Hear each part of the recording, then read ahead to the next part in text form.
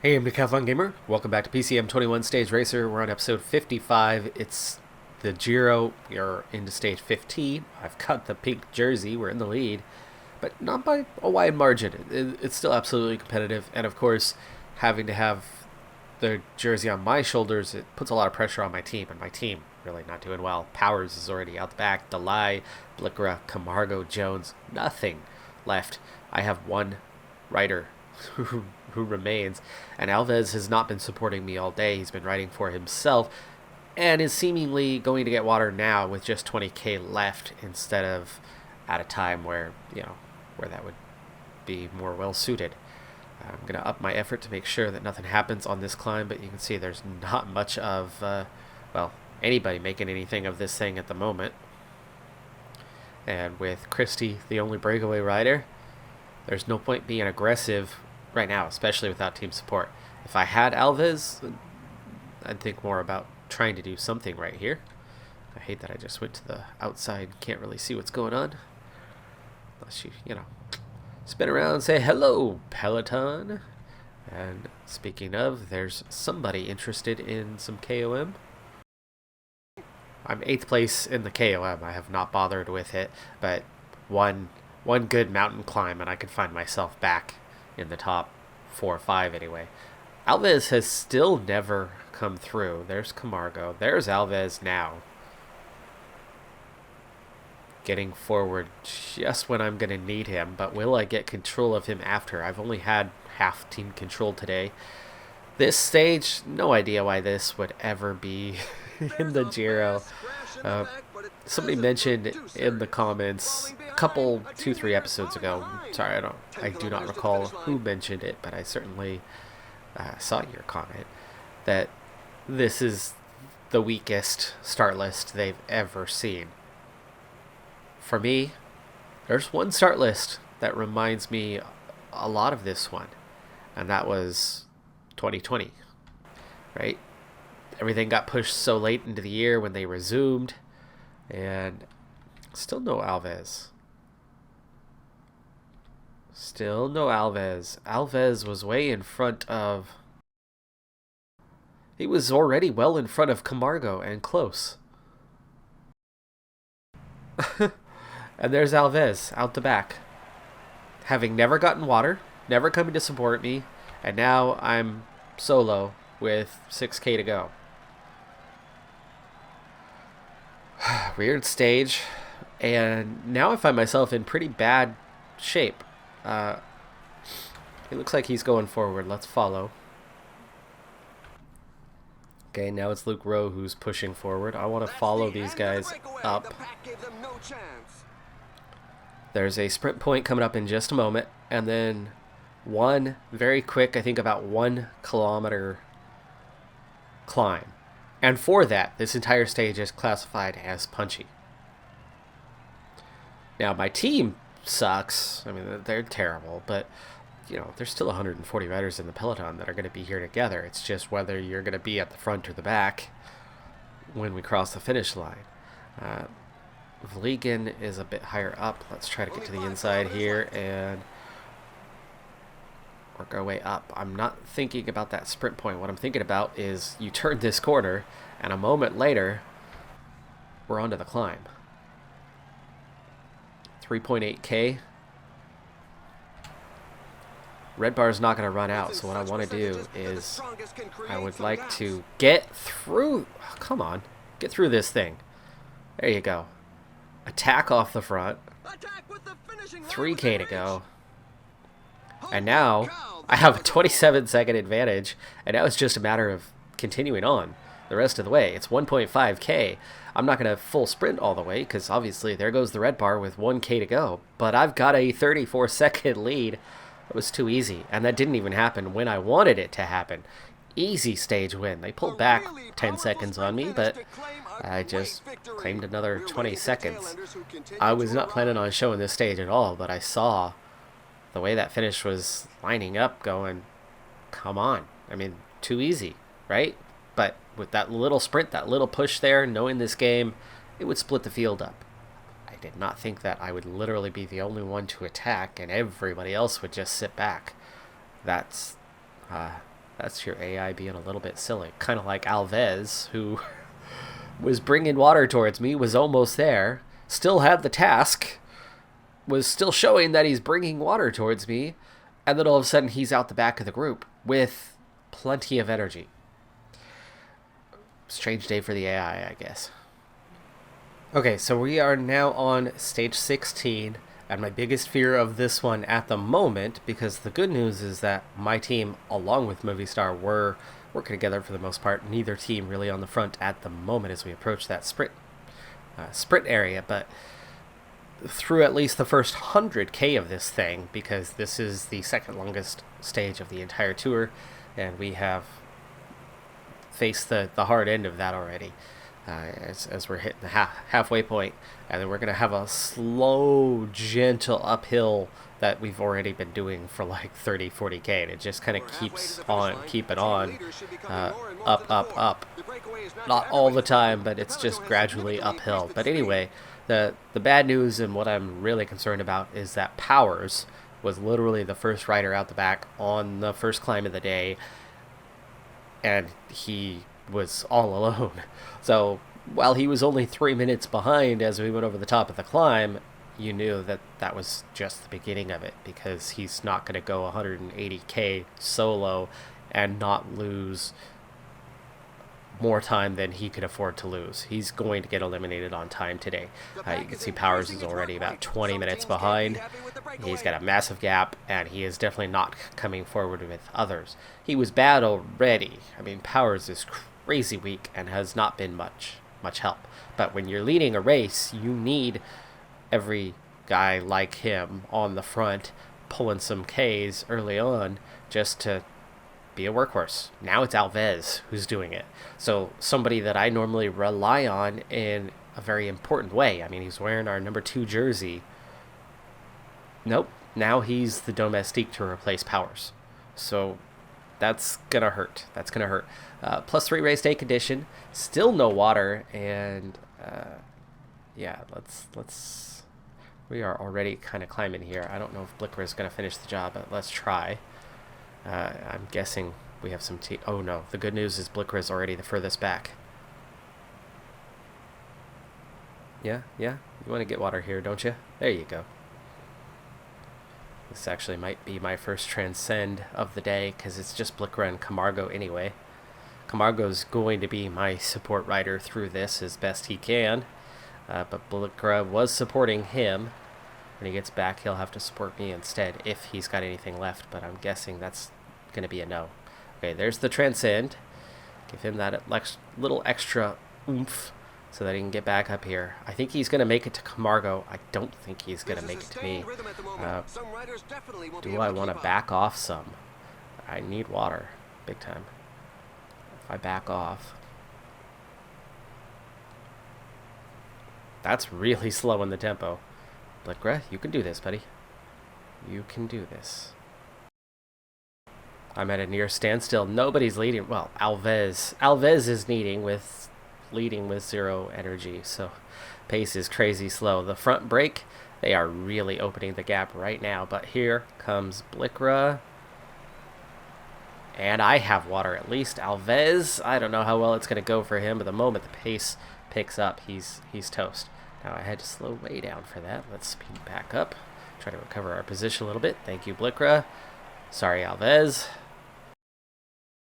Alright, first of 3 climbs to navigate. They really don't look that hard. They don't look like cat ones. They don't look like all's cats.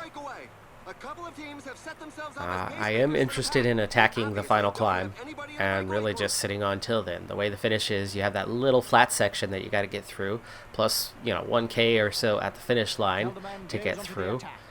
But otherwise, it's recovery, straight recovery on the descent. So if you ride over the top solo with more than a few seconds gap, I think you can definitely hang on and stay away. How the climb before that, which isn't as steep, covers the same covers the same altitude change in slightly longer kilometers. I don't see how that's all's cat and the other one's cat 1. Steeper and same climbing is harder than the other way around. Anyway, Camargo. Let's put a little more in here. We have 1.6k to go to the top of this climb. If he gets through over the top, still in the group, then I can use him to protect me on the next climb where things are going to get a little harder. Right now they're easy. And yes, I have a little fatigue, but I've got this. 8.5 minutes to the front riders, so the breakaway have already claimed the stage. You would think anyway, but not necessarily, I guess. Still 2 more big climbs to come. They could really collapse and tank. Camargo got blocked off pretty bad there, lost quite a few wheels, but he has made it over the top. Okay, and let's get him in position now, slowly. Come on up and give me support. We're at 80 riders. It's nice that I have 1, at least. Camargo on a +2. I've got that +3. I've got 87 mountain, 79 hills. I've got the acceleration to be able to get away. I've got the stamina resistance necessary for the day. It's still a -1 draw. I keep getting those, but yesterday was a +5 draw. I finally had a positive draw on the day where it really didn't matter. But, you know, hey, there you go. There you have it. Okay, Movistar trying to shake things up for Lopez because he's the one who can do something.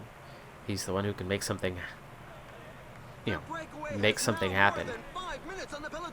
Henrion on my wheel. There's Lopez. Keep an eye on those guys and we'll be fine. Under 7k to go on this climb. Overall, it's 11 kilometers, 6.8%. Little acceleration there. Lopez slips back. That's not me slipping back. We were watching him. Down to 38. Camargo is going to get dropped, but that's okay. Mostly my flat rating not going to be good on this through this sector right here. Down to 31. Camargo's gone. Movistar still have a lead outrider in Carlos Rodriguez. And Lopez pushing forward on his own now. Just 21 riders left.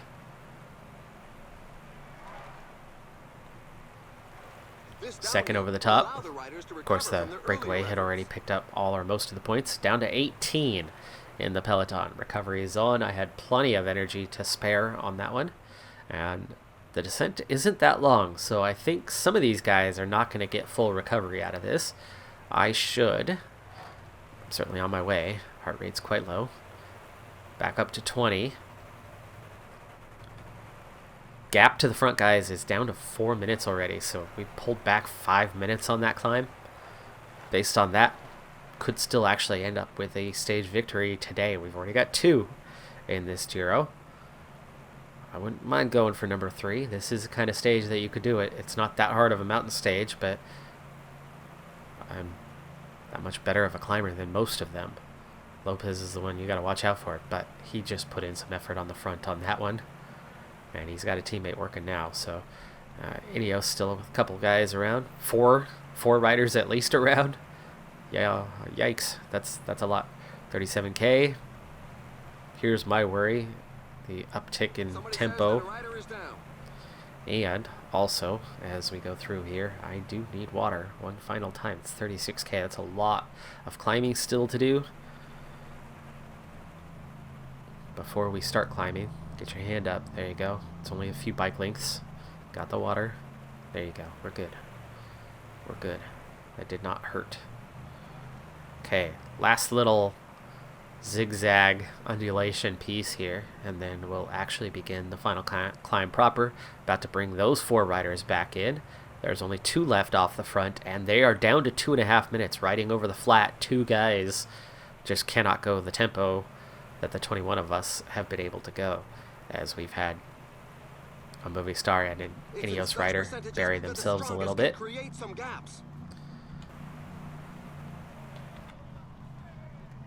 Okay, that's Barguil.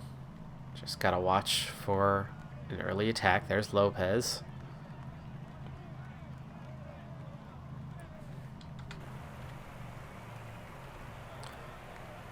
Let's just follow Lopez. Henrion Henriot's still, you know, in range, but Lopez is almost a minute and a half down, and he's the top climber, and we have 4 climbing stages coming right now. So this is the time, and you can see he's gone forward to the front, leading the way. This is good for me because he's wasting a lot of energy with 8K to go in this climb. He peels off, though. Sheppy, Lutsenko.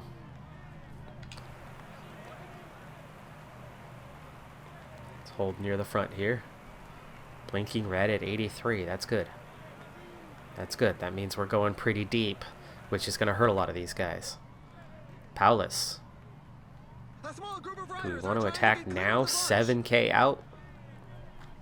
Watch out! A team leader is falling behind.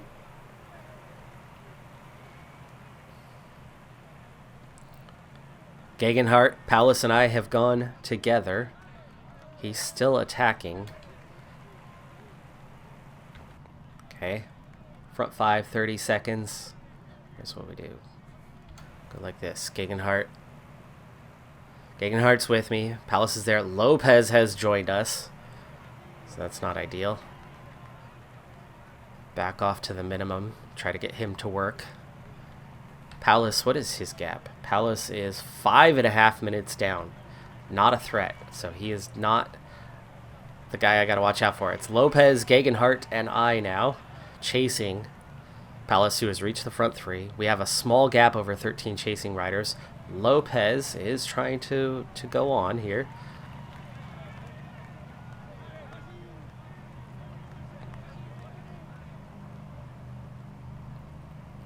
Six and a half K to go, though. I have not Camargo. There you go.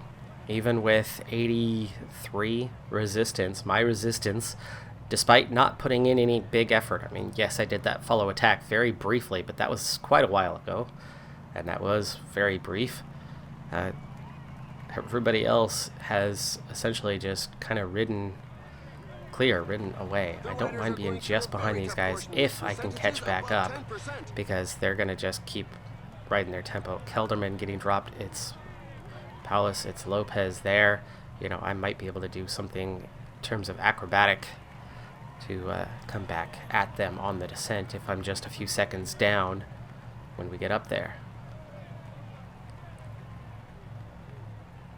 21 seconds behind, 1.5K to go. Out of energy, so here we go. 99 for now. Climb as fast as you can. That gap's going to open up a little bit.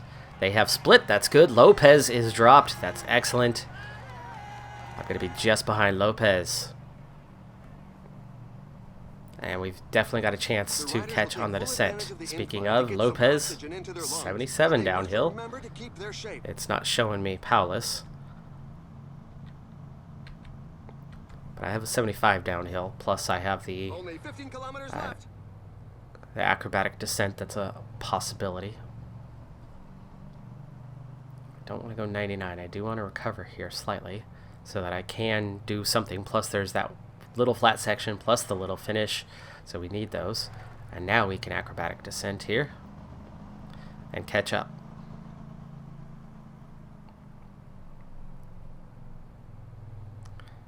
Okay, that lasted momentarily. I know we've got the arrow position too, but this is fairly technical through here. Last 10K. Third place right now, and definitely not down by any wide margin.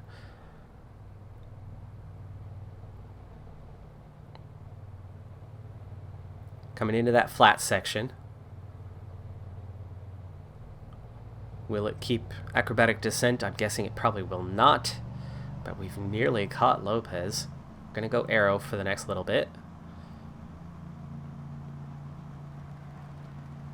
Push pretty hard through there. Now just 12 seconds down on Lopez. We've nearly caught him.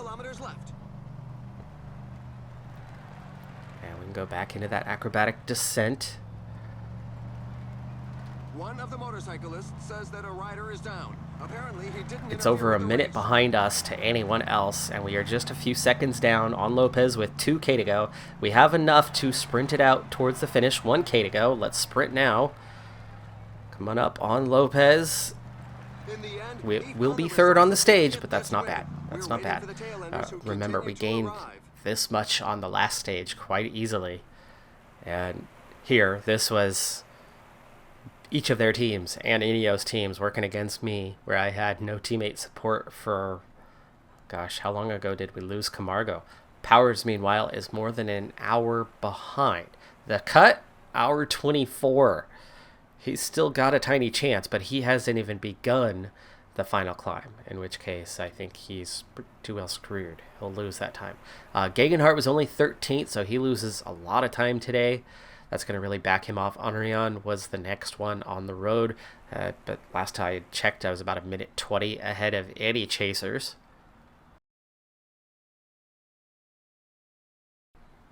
As Powers is approaching the top of the final climb, he's an hour and 21 minutes behind. He's got 2 minutes now, 1 minute to try to keep it in, and I don't think he's made it. No, he's still out on the road. Oh, this is close. He is so close to making the cut. I think he missed the cut by about 1 minute is all. 180k solo ride, and he's going to miss the time cut by 1 minute. He's out of time.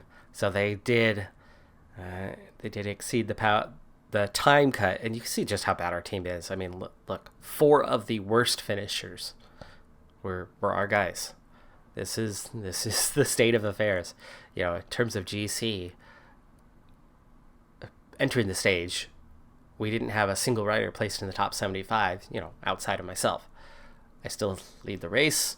With Lopez, it's over a minute, so it's still better than it was when we started the day in terms of the episode. 2 stages, we improved upon where it was. That endless energy that they tend to have.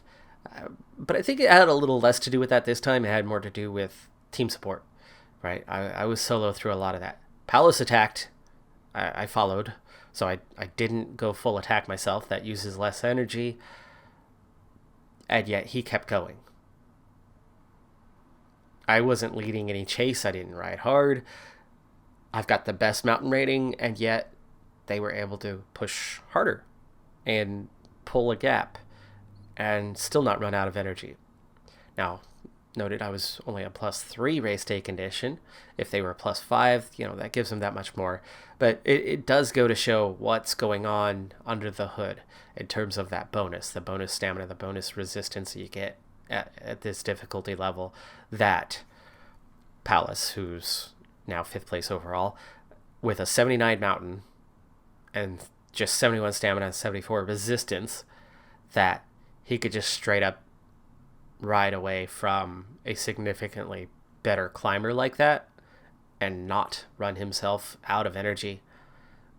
Yes, I followed him, but I made no mistake. He made that same attack, right? So we're level pegging on that. In fact, he made the attack. I just followed. So he expended more energy and then continued to ride.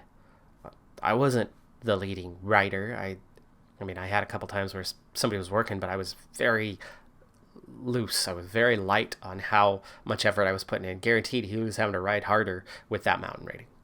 Much harder. And yet he does not have high stamina resistance. He's got good recovery like I do. But, you know, where does that endless amount of energy come that he would be able to pick up a minute like that? Now, on paper now, we're looking at about too far down. 9 minutes, way too far down. Paulus, he's got a tiny shot left. I mean, we still have 3 more mountain stages and a time trial. Caruso, he's just a few seconds behind him, so Paulus did really well to move up. I think he was 6th. He's now very comfortably 5th, on the verge of 4th. Not that far off from a podium, and I think Henrion is absolutely vulnerable over the next couple climbs. So Caruso's a 79, Paulus is a 79, Henrion is a 79 and a good time trialist and better stamina resistance, but he's fading. He's absolutely fading right now. So if he had a fitness peak, I guess he probably did at the beginning. It might be gone now. Mine was timed just right where it started. It's still lasting. It's still full swing, surprisingly. I'm guessing not much longer, another day or two, and then it'll come down a notch. So instead of a +4 every day, I should have a +3 at that stage. The reason why I'm getting to the +4, by the way, is my recovery is like an 80 overall. But Lopez, absolutely, it's he and I. I mean, it's 4-minute gap to third place. It's down to him and I, and he's got no time trial rating, so I'm going to gain a lot of time on that time trial. I'm gonna pick up, I don't remember how long it is, a minute or two at least anyway. So he needs to be more than a minute in the lead when we get to that time trial to have any chance of winning. Otherwise, I'm gonna pull more of a gap than what I have already. What I have already, though, is not a big gap. It is a minute. It's, 2 minutes to the good of where we need to be, and 2 minutes could absolutely happen. He did finish 12 seconds ahead of me on that stage. That's nothing. That's very small. We gained more than that on that little punchy stage right before. But 3 more mountain stages. There's plenty to play for. That's going to do it for this episode. I'm Decathlon Gamer. Like, comment, subscribe. See you next time. Have a good one. Be safe out there. Bye for now.